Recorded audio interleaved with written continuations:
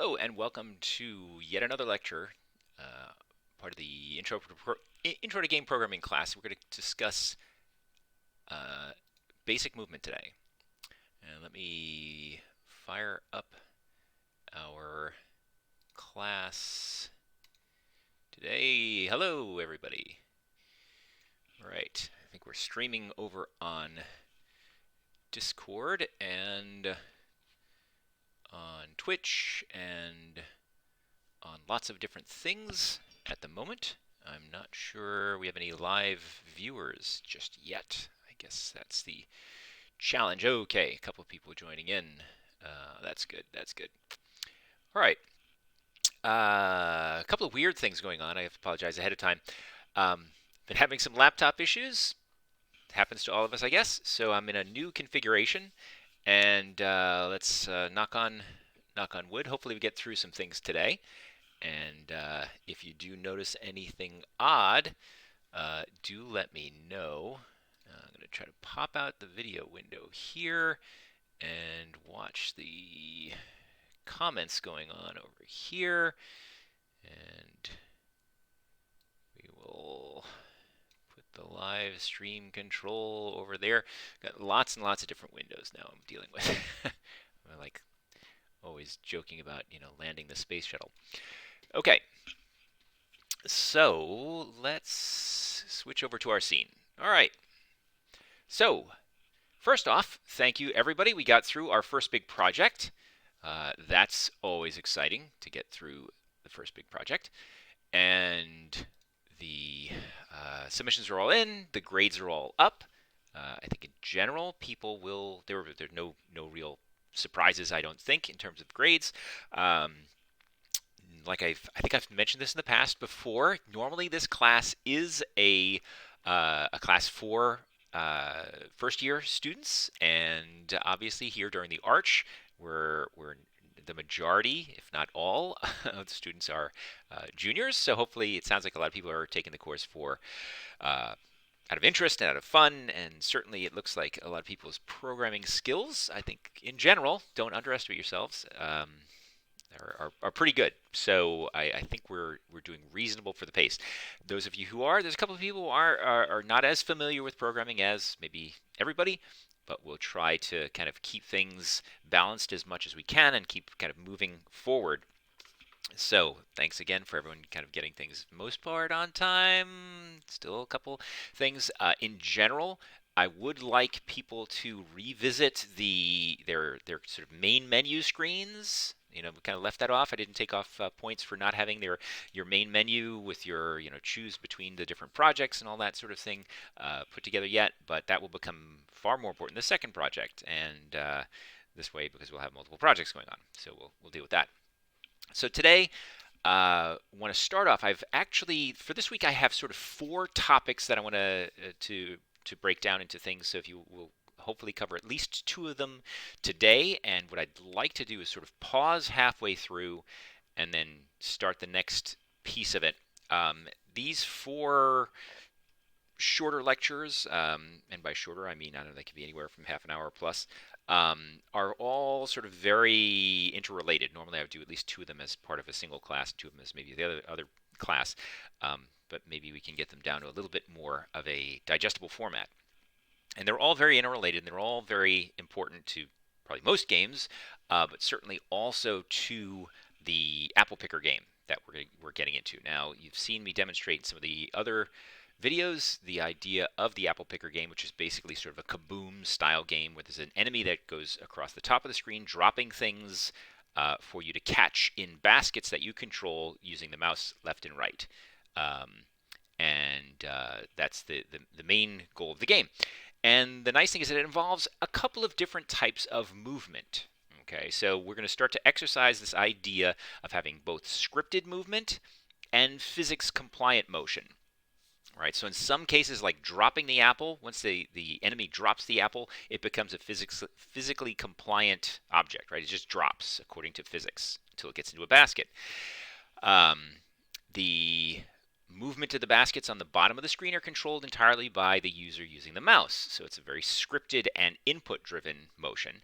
And the motion of the enemy, the protagonist, the bomber, the tree, the airplane, whatever it is you want to have at the top of the screen, that is one that is entirely a scripted behavior.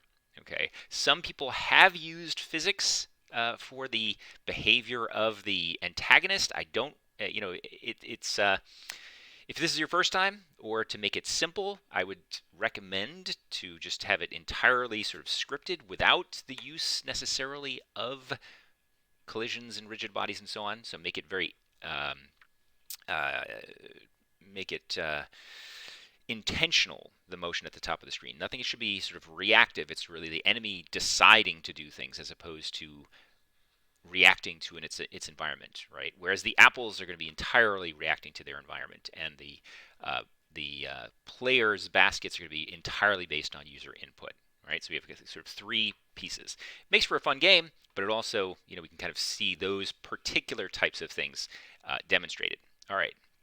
So, of course, the building block of all of our motion is going to be vectors, right? You've seen this now. We have vector 3's. Normally in a 3D game, we're going to be using vector 3's, and the vector 3 is going to be made of an x value, y value, and a z value. And often we're using vectors to represent positions, but a position, as we're going to think about it here, a position is an offset from the origin, right? So it is a vector, right? It feels like just a position, but is an offset from the origin. Think of it in terms of that. And we also have 2D vectors as well, and the classic version of certainly of the Kaboom game, or the apple picker game, cherry picker, whatever you want to call it, is also a 2D game, so we can more or less use vector 2's. We're really only interested in the x value and the y value, except importantly that the camera will have a z value that is different from all the other objects in the scene, so that the camera can see things in the scene. Right? If you're on a plane, you can't see other things on the plane except in in one dimension. It's a confusing thing. So that's why the camera is not on the same plane. That's a little bit of a diversion there. So we're going to have three particular things, and we've talked about these in our other discussions about game objects. Game objects have position, they have rotation, and they have a local scale. Right? So the position is their offset from the origin. Their rotation is generally some type of change in orientation. It could be, an x and a y. If it was a 2D game, this rotation would be the rotation around the z-axis, because we have x and y and z pointing out of the scene. And in the case of a 3D scene, we would have actually a rotation on each of the axes. Either that, or we have a quaternion, which is a way of representing a rotation that has a direction and rotation, right? So it's sort of a vectorized rotation, right? It's not an abstract. It's kind of weird in some ways. Quaternions are more natural than Euler x, y, z rotations, but for now we'll be thinking of rotations as being x, y, and z independent. And the local scale is really just how you kind of scale an object up or down, depending on, do you want it to be bigger, do you want it to be smaller, do you want it to give the impression of being further away, and so on. It's a scaling. Okay. So once we think of things, we have this position. It would be tempting, to move an object. It's therefore, whoops, pardon my grammar here. It's therefore tempting to just say, okay, if we want to move something's position, we just say plus equals some offset, some translation. And that's basically what we did in the case of the simple game, where you just clicked a button and you moved an object. You just added an offset to a vector, or you just added an offset to an existing position. Okay, and that's fine in something that is not a real-time system, and that's why we kind of didn't have the adventure game, sort of a turn-based game, as opposed to a real-time game, right? So everything happened one turn at a time. If you clicked a button, you would move the appropriate amount based on a turn. Right? So you can think of it as if you added 1 to the position, you moved 1 meter in every turn. Right? So there was no real concept of time yet. Now I've noticed quite a few people in their project, you did use the update routine. You kind of brought, people did it in very different ways, bringing this sense of time into their simple adventure game. That's okay. If you kind of got far more advanced than the normal. That's okay, but it is the idea that being a turn-based game, we don't necessarily account for time or speed in our translations. We just add an offset because every turn takes a fixed amount of time. If you've ever played, Dungeons and Dragons back in the day, or currently even, every turn takes 6 seconds is a melee round, and a turn is a minute, and so on, so on, so on. Right? It's fixed time intervals. Now, in a real-time simulation, things happen not necessarily at a fixed time. So that's why I say it's tempting to use this. However, now we do want to use things in update, right? So from now on, we are going to be taking advantage of the update routine. So each update routine, every game object that has a mono behavior, or really every component that is based on a mono behavior, is going to have an update routine in it. Potentially, it could have an update. It doesn't have to, but it could have an update. And you can have multiple components on a particular object. So an object may actually have multiple updates being called according to the number of components it actually has on that. So that's, think of it, it gets, as you abstract it, it gets kind of interesting, right? But think of update as being called once per frame. So generally, that's the place you think of automatically to say, okay, I want to put the dynamic stuff here, right? I want to have stuff that happens over and over again or at some interval, have it there. So every object's update function gets called in what you can sort of think of as a giant for loop, which occurs within Unity's main thread. It just happens over and over and over again, which is true, sort of, and we'll look at that later in another lecture as we look a little bit more at the engine's structure later on. We'll look at that, get a little more interesting. So now we have to think of in terms of speed, right? We can have something moving at certain speeds, not just at a turn at a fixed interval, right? So speed, we often use some type of setting to indicate how fast, and in Unity we are based on meters here, so gravity is 9.81. If you wanted to convert it, you can do different things, but generally we're talking about how fast in meters you want an object to move. So often you'll have a variable called speed, right? And quite often people declare to be public, so you have public float speed, and you'll see it here, 5 meters per second, right? So if I wanted this basket or something to move at 5 meters per second, I would expose that float so that I can kind of tune that. And now, inside an update, you can say, well, okay, here's what I want to do, right? If I want speed is just a scaling, or it's a how fast to move in that direction. So we would say, all right, instead of just saying transform position plus equals some offset, you would say transform dot position plus equals direction times speed. If you want something to move faster, you increase that number. If you want something to move slower, you decrease that number. Feels like a nice natural thing to do. And the problem is that even though it seems right, it's really wrong and dangerous to do it in this explicit way here, to just say, okay, we're just going to multiply direction times the speed. And the reason for that is because update, like we said, update is called per frame. Okay. Now, you're not in control of the frame rate of your game on various machines. I have a laptop here that runs at 144 frames per second. If I'm running on my my other display, it might be at 30 frames per second, or it might be at 60 frames per second, sort of thing, right? So if you rely on speed and direction just being added inside of update, that's going to not scale well. Like on my 144 hertz screen, it's going to run very fast. On my 30 frame per second screen, it's going to run considerably slower than that. There was one game where I'll just say it ran rather fast on my machine, and I did just a quick modification to multiply, the amount that it was using as a speed here. All right, so you don't generally want to just directly use direction speed. What do you do? How do you get around that? What's the mechanism? After all, update is so darn useful, you want it to do that, right? And the answer is this thing called Time.deltaTime, right? So anytime something is occurring in an update, you're probably going to see it modified by this Time.deltaTime. What Time.deltaTime is basically how much time has passed or elapsed since the last update, right?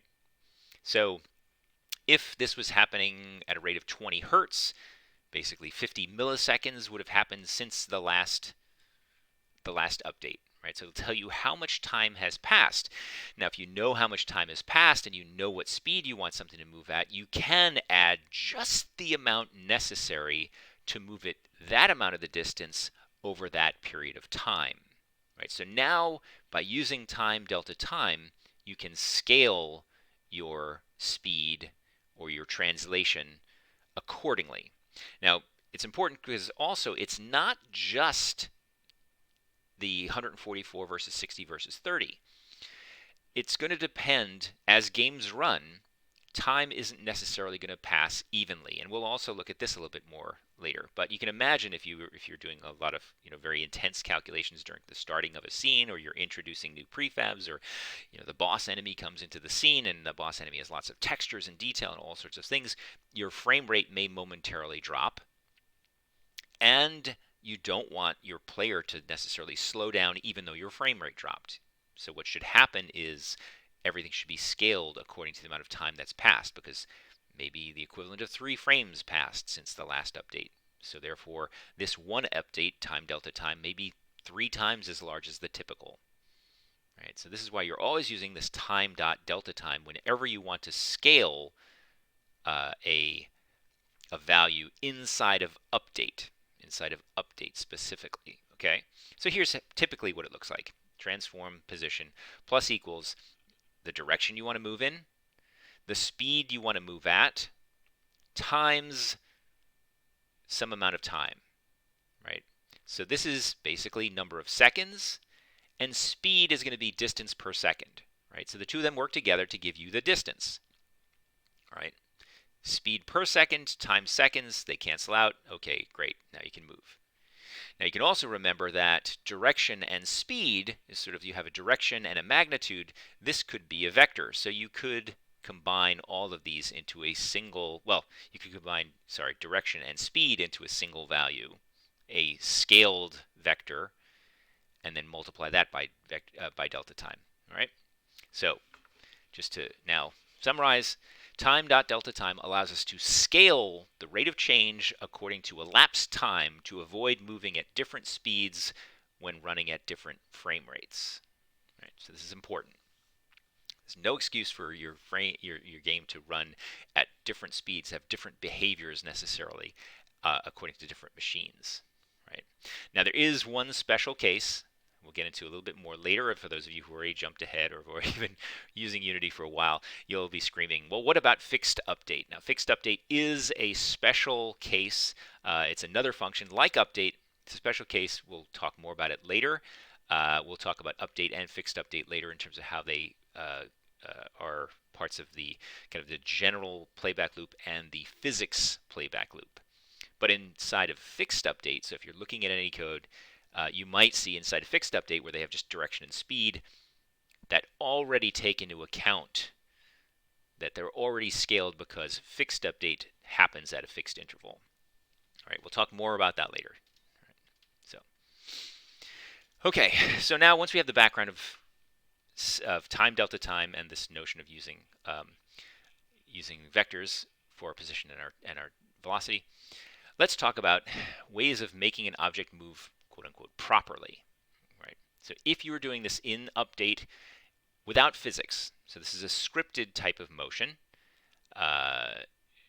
Generally, we don't want to just set a position. I mean, certainly we're not allowed to just change the x value, for example. So you have to remember, this is just a review for the most part, that you can't just change part of a position. You have to change the position according to all 3 components. So if you wanted to move something to a position or you wanted to offset something from a position, you have to use an entire vector like this. And here are 2 typical methods that are used for moving an object, quote unquote, the proper way, if you just want to manipulate its position. And one is to either add a offset according to a scaled amount of time and speed, add it to its current position, or you can more concisely do that as a plus equals, right? You can say equals the current position plus that, or you could use, of course, your plus equals and add this as an offset to your position. Or I'm going to introduce something a little bit more elegant, that there is a method called translate that is part of the transform. Right? So the translate is going to move an object. It's going to offset or translate that object according to that vector. Right? When in doubt, you want to use built-in functions like this as opposed to do it by hand. Why is that? Well, we're going to demonstrate that as we get into some of the physics-based motion, in that the Unity engine during this translate is going to do something probably a bit more sophisticated than just add an offset to that position. It may do things like check for collisions and check for, according to, layer interactions and potentially even, other types of object interactions that you wouldn't have otherwise. So you don't wind up with potentially objects moving in unnatural ways.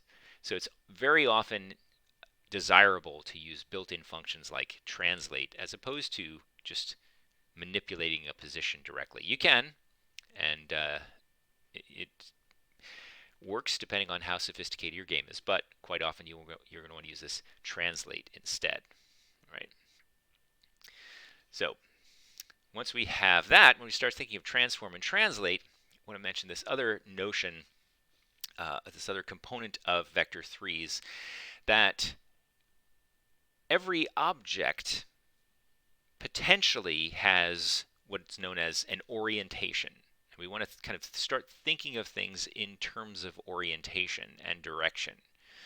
Okay, so I mentioned that in terms of its rotation, and this becomes what's happening sort of as rotation and position kind of start becoming important and start interacting with one another. Right? So motion, often you can take advantage of an object's orientation. So you can have shorthands for certain things, right? So direction is a point in space you want to be going in, for example. It's a vector 3. And there are these built-in options that are used that allow you to express things in terms of a perspective of the vector class itself, right? What does that mean? From the perspective of the vector class itself. Now, think of the vector class as being just at the origin, starting at a 0, 0, and this will make even more sense probably in the next project. But if something is in 0, 0 and everything is just oriented in the default way, where basically, we know what we think of when we look at a Cartesian coordinate system, we always think, okay, y goes in a certain direction and x goes in a certain direction, z would point out at you. Everything has a natural orientation. Okay, so there are certain built-in vectors, up, down, right, and left, which reflect sort of those natural orientations, sort of those cardinal directions. So vector 3 dot up is a 1 in the y, right? So it points sort of up on the screen.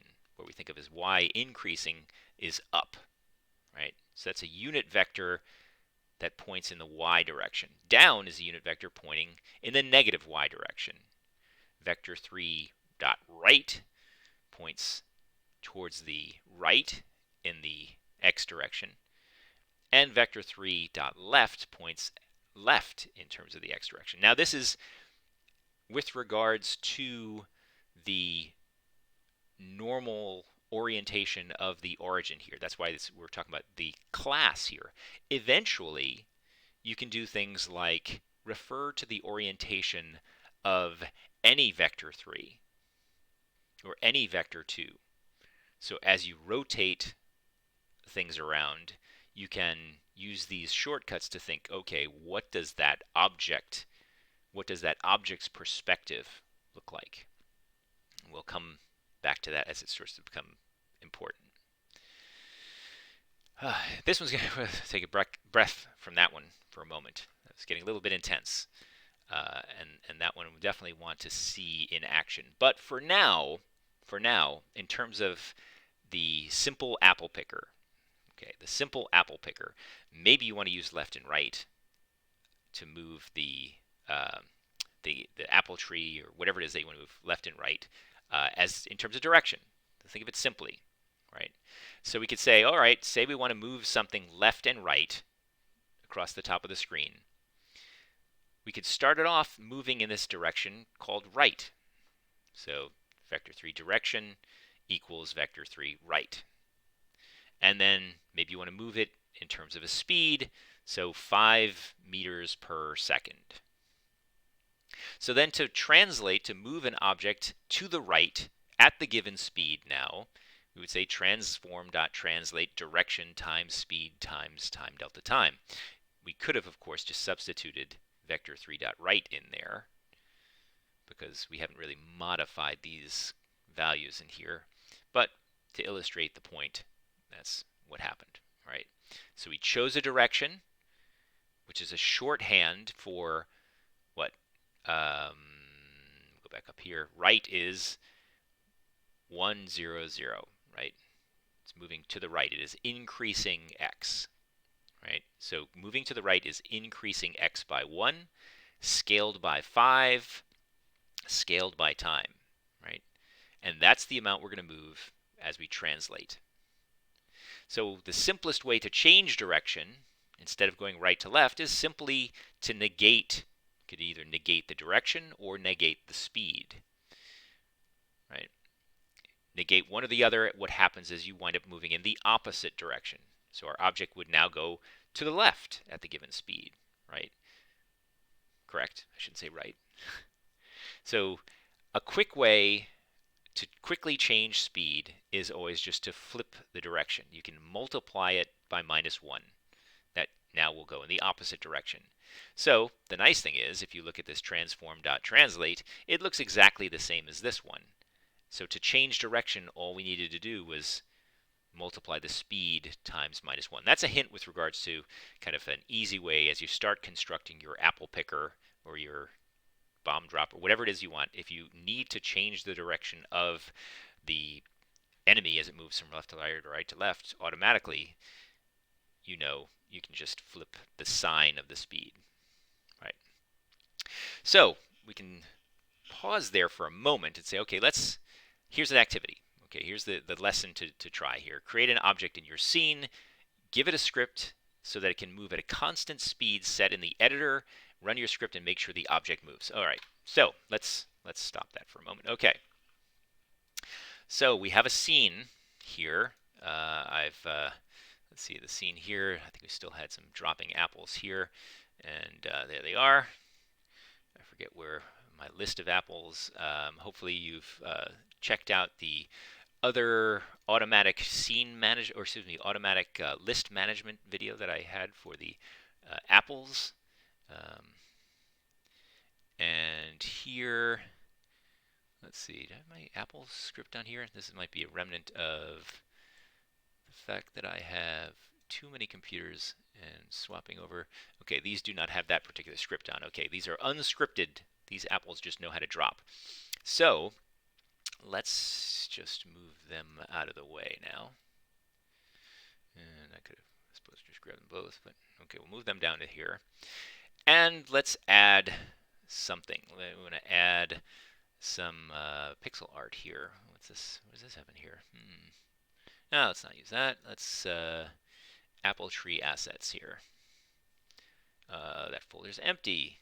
Images, campfire, sprites. There we go. All right, we have the Lego tree. We have this and this is we're killing two birds with one stone here. For those of you familiar with Lego sets, this is actually a bandit. This is or a robber. This is a crook. So this make the perfect villain here to either be dropping bombs or apples and so on. So this is our crook who is disguised as a tree, and I want it to move in a certain direction. So now that I have him in the scene, I'm just going to go ahead and add a component. Just going to be a new script, and we'll call this tree behavior. And we'll create and add that. Now let's see what monitor my tree turns up on. Let's see, my script. Come on, where are you? Oh, there we go, Visual Studio. All right, Visual Studio's on the other monitor. Here. Try to get it over there. Here we go. All right. So our tree behavior, pretty boring by default. It has a start. It has an update. An update is, as we said, called once per frame. And let's do the simple version. Public, we want to set a speed. Public float speed. And by default, we're going to say 5. And I did comment to a number of people. Yes, we should start paying more attention to the amount of commenting we're doing. Default speed is 5 meters per second. And it's exposed to the Unity engine, so that may change. So in update, we want to move this object, and we said, if you'll notice, that the proper way here was, let's give that a try. Let's even do this one. We'll do our literal, copy that, and paste that in update. All right. We'll get rid of speed here. Oh, vector 3 does not contain. What's going on here? Vector 3. Oops. There we go. Oops, that should not have been capitalized. My apologies. So we set a direction. We have a speed. And what we could do is even say, let's put this up here.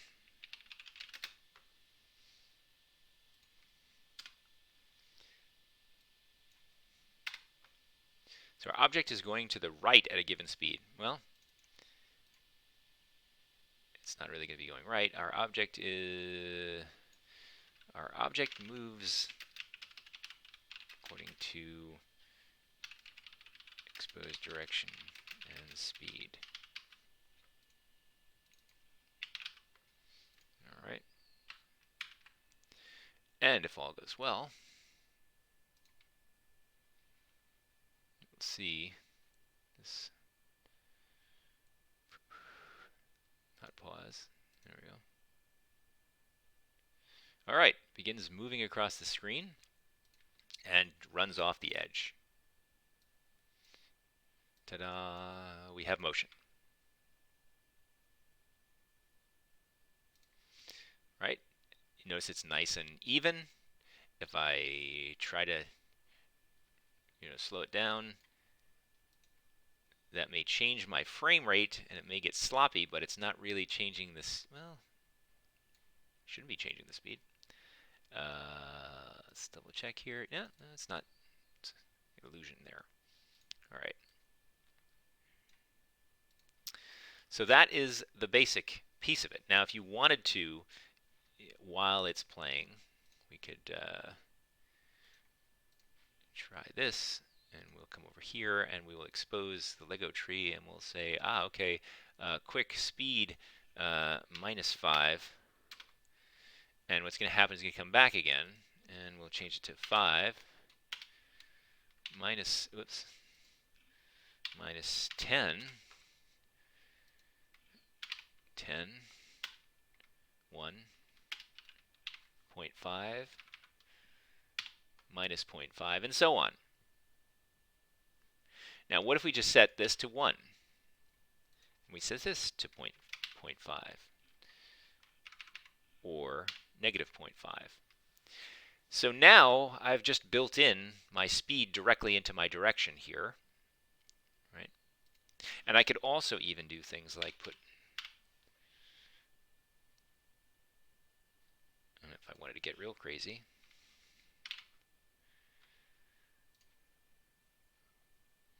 well, I think it's ignoring that in my. Oh, what's an orthogonal camera? Never mind. We'll talk about orthogonal cameras another time. So here I am manipulating my speed and or my direction in order to get my apple tree to move according to some scripted notion. Then it becomes a matter of, okay, how does that tree, how does that object, that entity, make its decisions about how to move? And we'll talk about that in a moment. Let's see. All right. Go back to presenting here. All right. So, leave it up to you to move an object. Try that out. Simplest way to move an object. And now, what if, however, we wanted to change direction randomly? Right.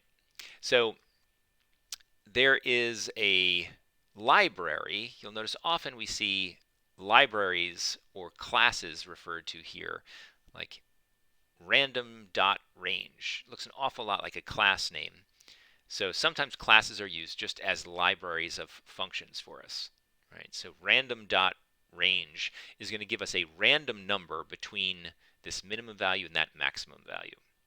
Right? So it gives us a way to potentially create a random speed if we wanted to. And we can also use random.value to get a number between 0 and 1 to use to change direction. So typically, if we wanted to randomly change direction, here's one way of doing it. It's a little awkward, but we can try this. All right. So if the entity, we want to give it some behavior to say, okay, there's a certain chance that it might decide to change direction, right? So it might decide to change direction, say 30% of the time. So every time it moves, there's a 30% chance that it will change direction, right? Which sounds kind of normal, but it's a little odd, let's just say. All right, so let's look at this notion of saying, okay, we want to have a 30% chance of changing direction.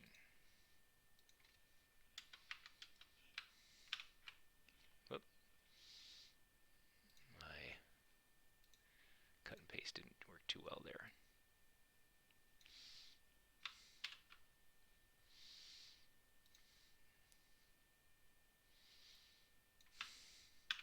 All right. So we say, okay, every time update is called, we have this potential change, this 30%, right? 0.3 is 30% of 1, and random value returns between 0 and 1. So we say, okay, if that number that returned is less than 0.3, so it falls in that 0 to 0.3 range, as opposed to the 0.3 to 1 range, which is going to be the other 70%. Right? So if it falls within that lower part, we're going to potentially change the direction, which sounds like a smart thing to do. Let's see what happens. See what the behavior of that is.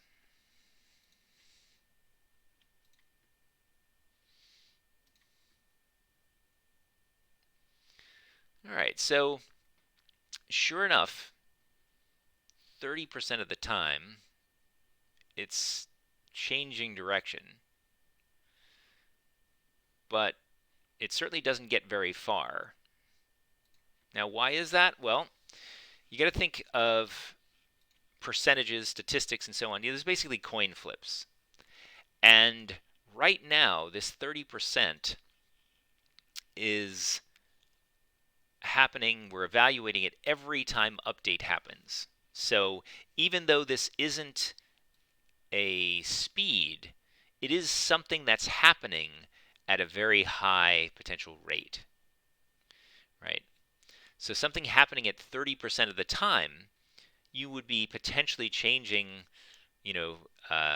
direction 30%, one in, say, roughly 1 in 3 frames, right? So it's not really waiting every third of a frame or every 3 out of 10 frames or every 30 out of 100 frames.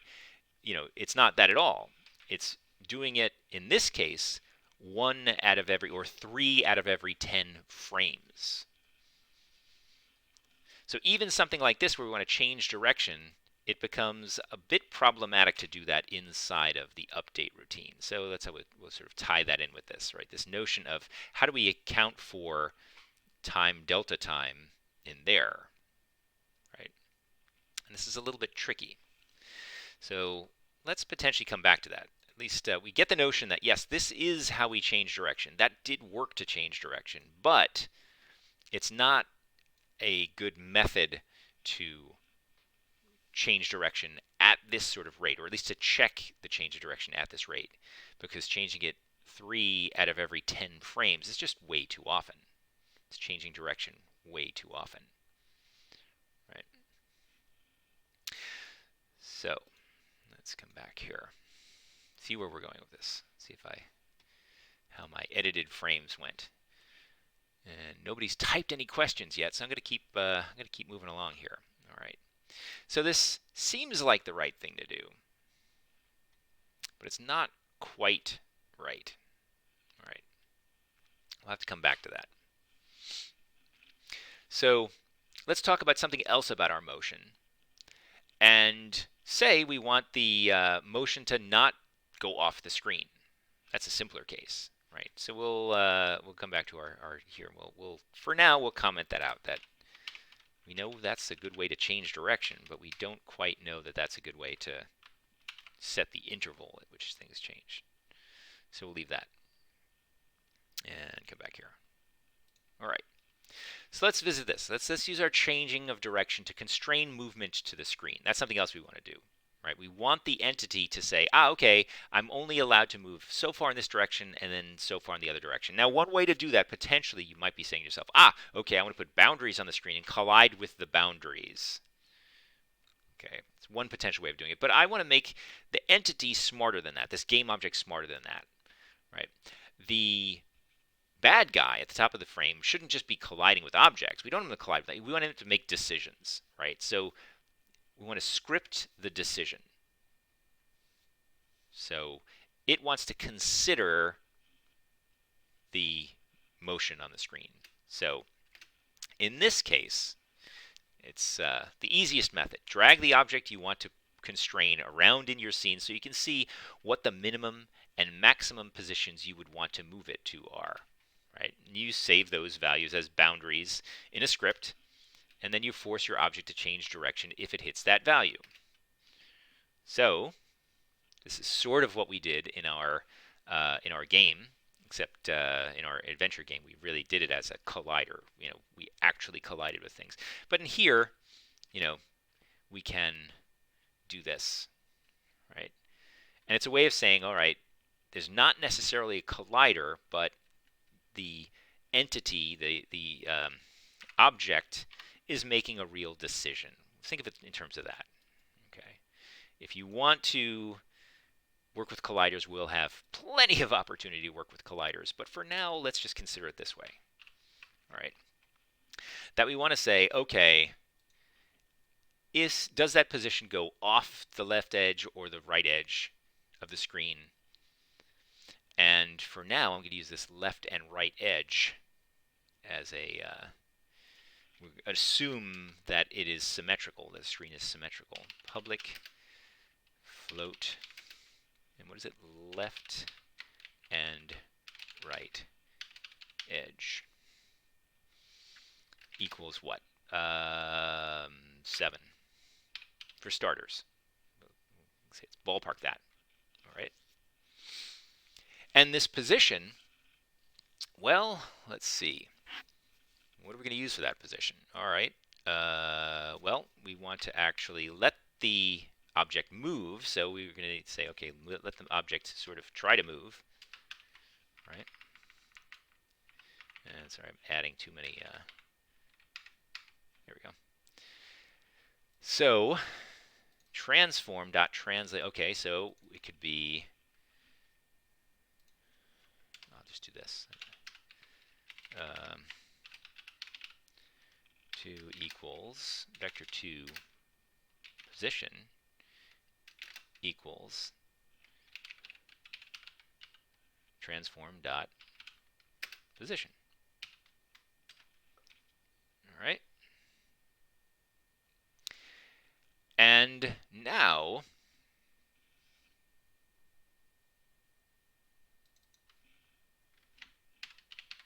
oh boy, I have to edit my slides. I don't know how I got that one slipped through. It keeps slipping through after all this time. We're going to say, all right, if the position exceeds certain boundaries, then we want to move in the opposite direction. Now, you may not have thought this necessary. Well, I'm just going to move in the opposite direction right away. So next time we'll move, and it'll move us back onto the screen. Right? What's this clamp about? Why do I need to clamp? I'm just going to change direction. I'm going to move off one edge. Boom, I'm going to move back to the other edge. Let's try that. Oops. Go ahead and try that. So, come on, you can move. All right, it's moving, and it worked. And it worked again. So it seems to work. Why might it not work? Why was I tempted to add, or why do I want to add this? Oh, well, why is that working at all? What did I do? Oh, okay, no, that's fine. That's really neat. All right, yeah, I didn't modify it, so I didn't need to change it. So this, I could have actually said transform.position.x. All right, I haven't modified that. So you could have said, the simple version of your code could have been this.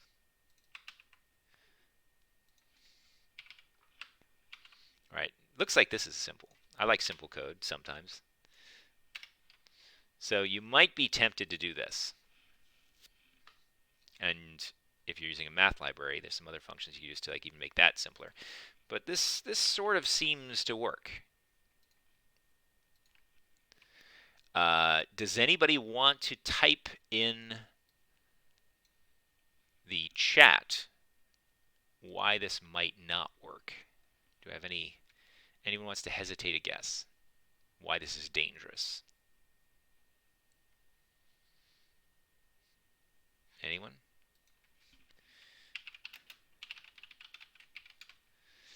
Well, still people watching, so everyone put a thumbs down if you don't want to guess.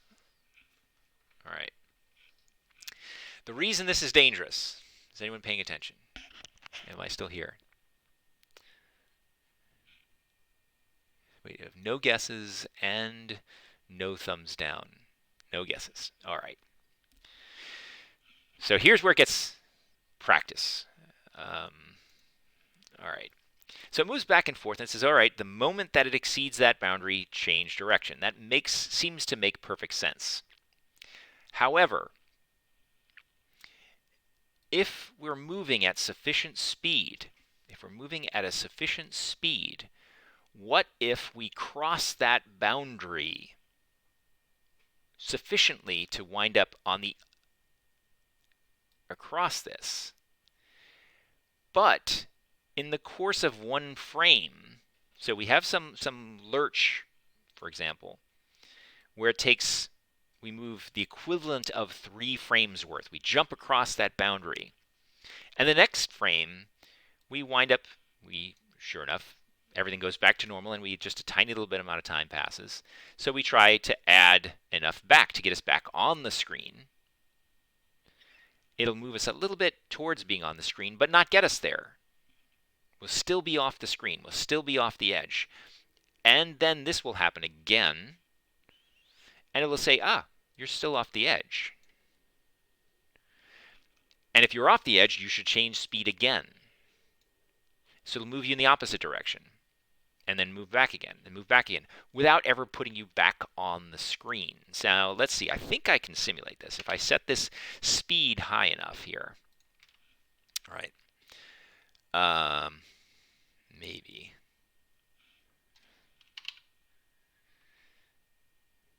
Yeah, if everything runs smoothly, it won't happen. Okay, there we go. For a moment there, we were stuck. And it was probably as a result of something, me typing or somewhere, right? So this happened pretty quick. It's probably some magic number.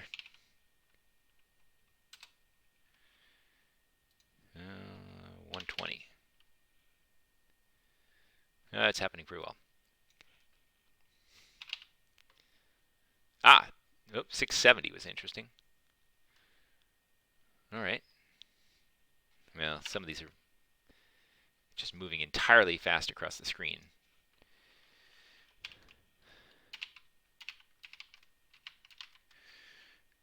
All right. So you have to visualize this. It's a little bit tricky. So imagine you're moving in this direction. You know, it's moving in this direction, and it just crosses this boundary. Like if I'm already across a boundary, you want it to move in the direction to get it back on the screen, right? There he is.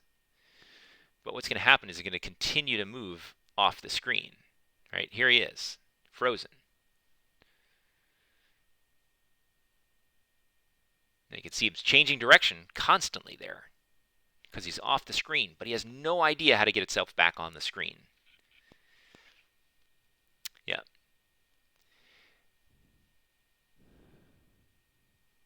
Yes. Yes. That's another case where if I had changed it, that effectively would be, okay, the speed is going to be changed or scaled according to, you know, the number of frames that pass. So this is the one way I know I can reliably get it to happen. So if for some reason it jumps over the edge of the screen, it moves too far, right?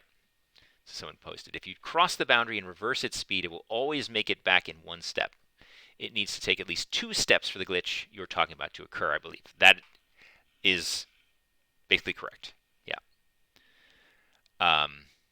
So if something happens to delay processing, that it allows it to get to the other side of the screen, you get into this situation that you'll wind up there.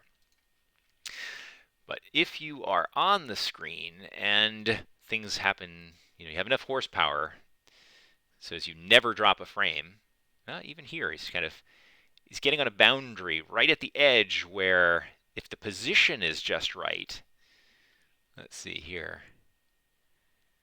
Right, he moves by 10, then comes back. He's still stuck at this edge here. I'm not sure if this one he's like trying to move back over here, which immediately moves back. So the way to avoid that, the way to kind of make sure that this doesn't happen, is by doing something to make sure that you're clamping your motion. You're never allowing it to get outside of a range, right? You basically want to anticipate this potentially the problem, right? So you say, all right, just in case, we want to make sure that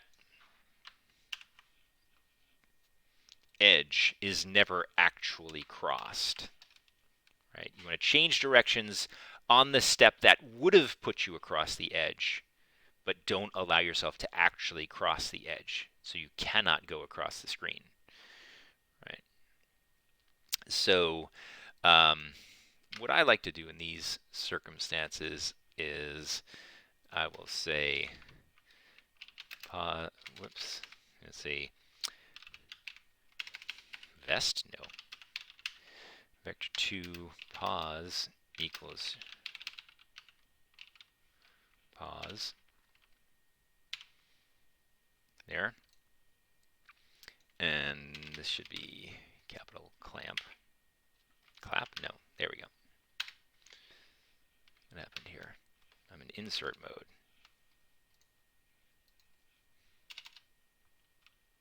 How did I get myself in insert mode in here? Wow. Shift insert, sure enough. How did I get there? Too fast.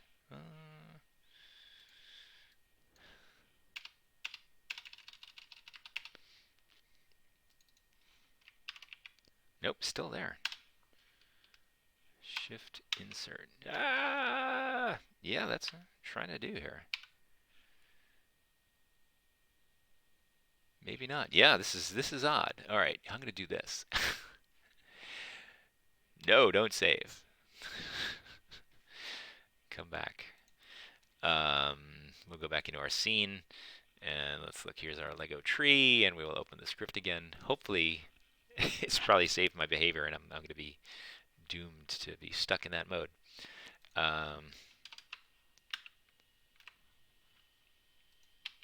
Okay, at least that's not. All right. Today's fun and games. All right. Go here. Let's come back here. Copy that. And paste that. We're going to say vector2 pause. I'm going to be very careful now not to transform position and get this right there, and say transform position equals pause. There we go. All right, so here what I'm doing is I'm saying, okay, if this step would put me across that boundary, flip the speed and put me within that boundary. Okay, I'm equal to, I'm not past it. All right.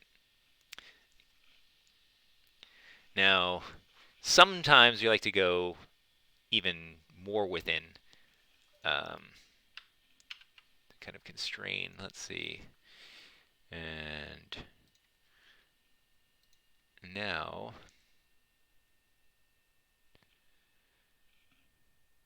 get there. You'll see it doesn't get past.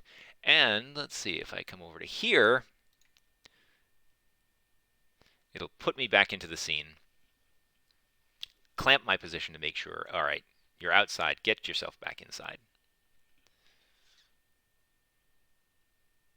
Right, so this is entirely scripted motion.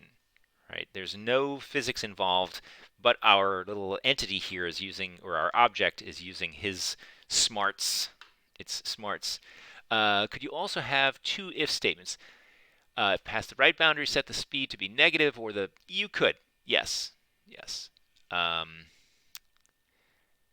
You could explicitly go for a left and right boundary and have speed changing. I don't like to.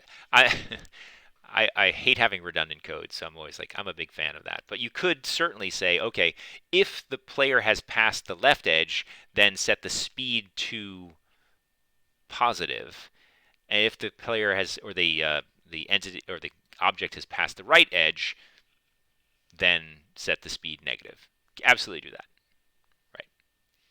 Right. So to do that, you could do something like, basically separate it. Our thing would happen there. And do one thing.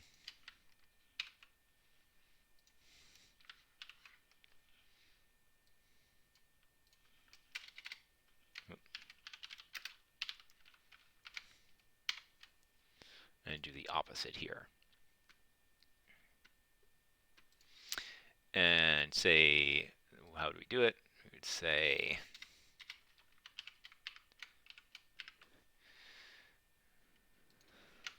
let's take a look here, and we'll kind of finish up here. What happened? Do I have too many? There we go.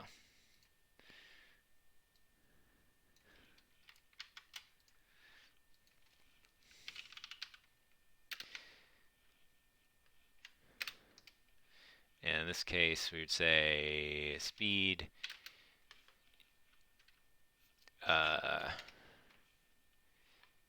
equals, and now we're going to use another math function, mathf abs.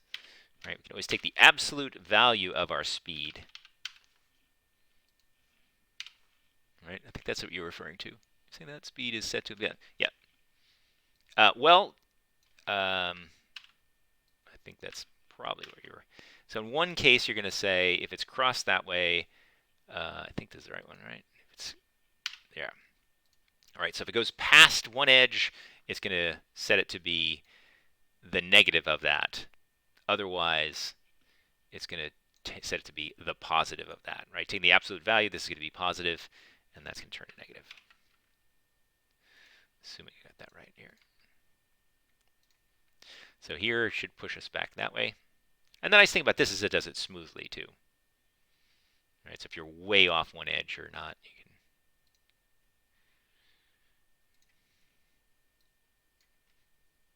So that's another alternative. Effectively, we're still exercising the same sort of thing. We're flipping the sign of the speed in order to get to move in the opposite direction once it crosses this boundary. So do it either way. All right, so let's pause there and make that. Oh, well, let's see. No. Oh, gosh, we're running longer than I thought.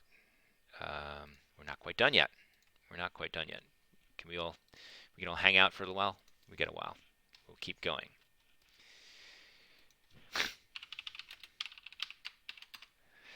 I'll pose it as a question, but you're still on basic motion, so let's keep going.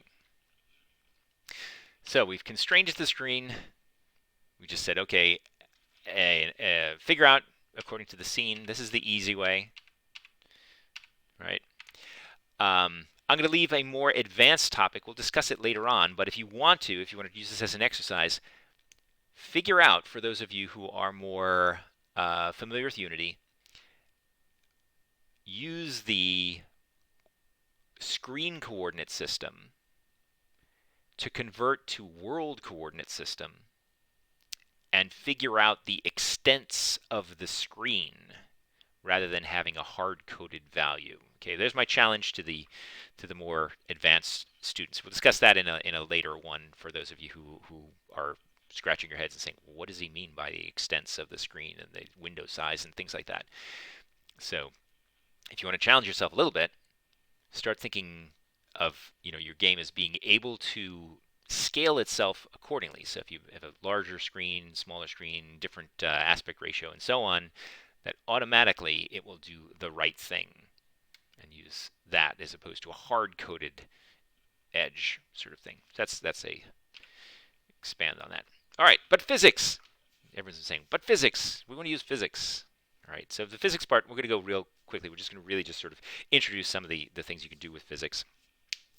The ideal way to move things, to get things moving dynamically, right, being part of a physics simulation, is you want to manipulate the rigid body in some way. And when you do manipulate the rigid body, you push it, you set its velocity, you push it with some force.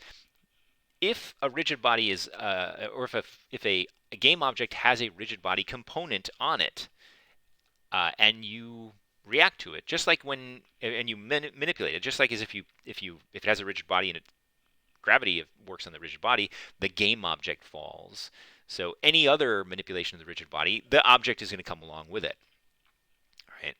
So the main two ways that you might consider to dynamically, with rigid body physics, make an object move or even spin is the following. Now, method one, you can set or change the velocity or the angular velocity. We're thinking sort of two-dimensionally here for now, rigid body 2D, right?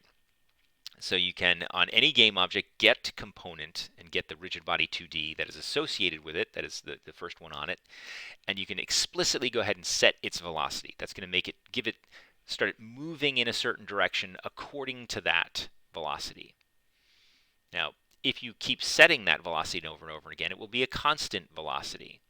If you set it just once, it will then be subject to all of the normal physics, right? So if it is moving on a surface that has some sort of friction or it has gravity on it, you're going to start at a certain velocity and then all the normal physical characteristics of the world are going to kick in, right? So this is basically setting an instantaneous velocity by doing this, right? An instantaneous velocity. If you did it inside of update, and you said inside of update, blah, blah, blah, that velocity equals something, it's going to be a constant velocity because you're going to be constantly updating it to set it to that.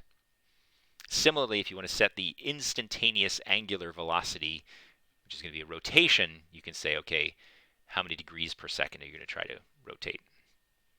I think it's degrees per second. Alternatively, instead of just setting an instantaneous velocity, which is basically having an instantaneous or a sort of infinite acceleration to instantly do that, you can use real forces. You can do an actual force simulation. Apply a force to an object. A force also uses a vector. You're going to apply a force. The magnitude of the force is, of course, the magnitude of the vector, and the direction of the force is the direction of the vector, right? So one thing colliding with another thing, that's not going to set its velocity. It's going to impart a force to it, right?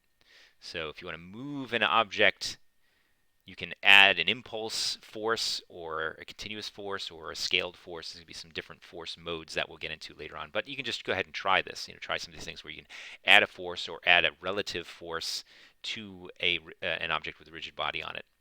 Or you can also, alternatively, alternative to setting an instantaneous angular velocity, you can also add a torque, which is going to spin it in a certain direction, right? And add relative torque. So let's do, I think that's going to make the next activity. Create an object in your scene, add a rigid body 2D to the object, and try scripting the physics to get similar results to using Translate. You do that, or let's just, I'm going to do one more example of that to kind of kick things off. A simple way to do that is we won't script our tree behavior. We're going to leave our tree doing its own thing there. And instead, let's, for now, I'm just going to use this chest, right, because it happens to be there. And I'm going to put, let's see, it had a box collider. And I'm going to go ahead and also add a component. I'm going to put a rigid body 2D on it, right? Now the moment I hit play, this is going to drop, just like the apples dropped. So to demonstrate, I really want to just move left and right. So one thing I can do is I'll go to my Lego chest, and here's another thing you can do. Rigid bodies, you can constrain them in different ways. You can constrain their position or constrain their rotation. Since I want to demonstrate left and right motion here, I want to motion just along the x-axis, I'm going to constrain its y value. So now you'll see it doesn't, or it seems to not move. Well, kind of move. These apples, because the apples were at different heights when they fell on it and collided with it, they kind of caused it to spin. It's very interesting.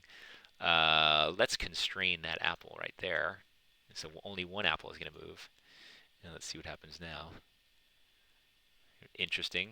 That apple is not moving, but so it gets a little funky here.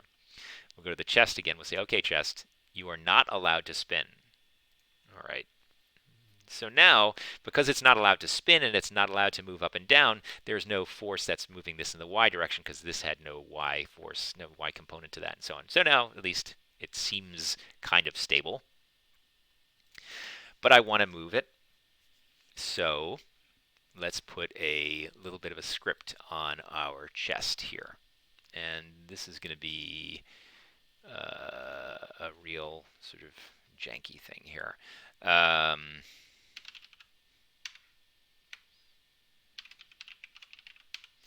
Or, whoops.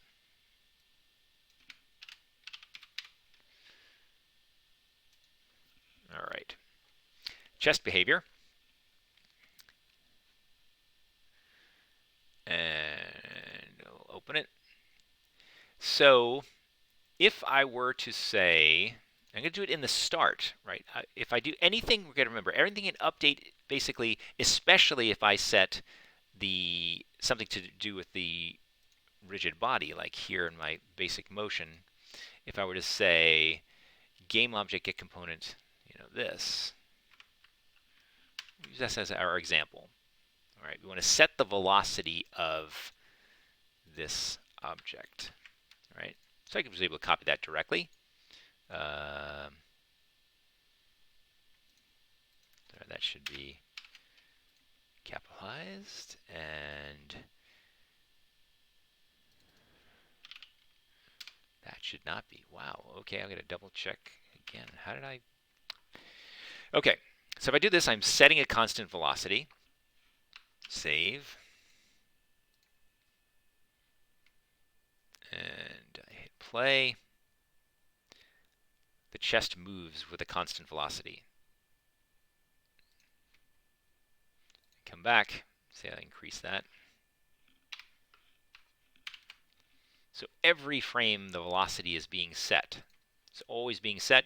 It is therefore constant.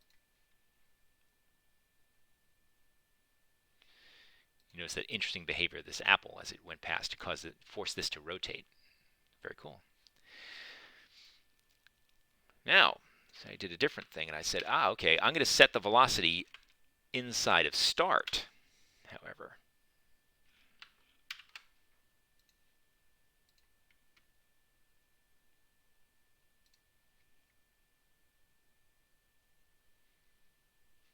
Well,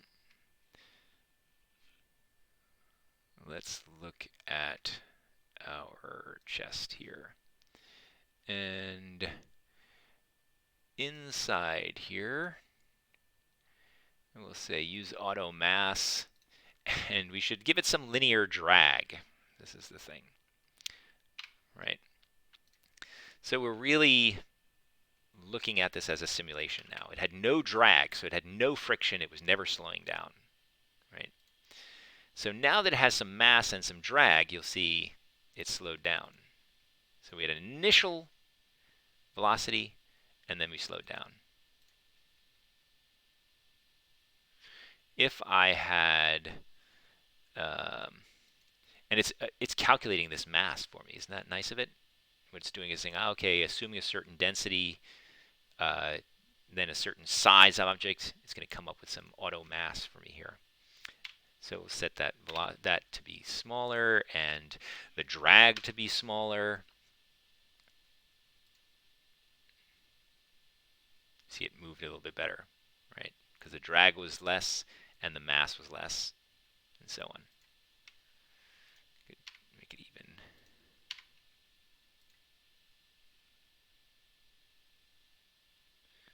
Eventually it comes to a stop, though. Right? And that's because I apply an initial velocity, but then I'm not constantly changing it, right? So that's where that comes into play. So I'm going to let you, as an exercise, play around with some of these other options, including force, relative force, torque, relative torque, angular velocity, and so on. And we'll pause there because we have gone for an hour and 13 minutes, and I need to catch my breath, and I'll continue. There'll be a second half of this, which will be probably starting up in another half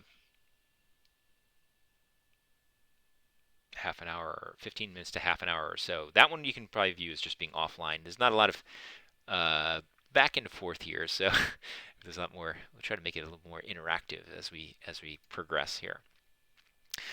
All right, we'll tune back in. Keep an eye out for the next portion of this lecture. Take a bit of a break for now.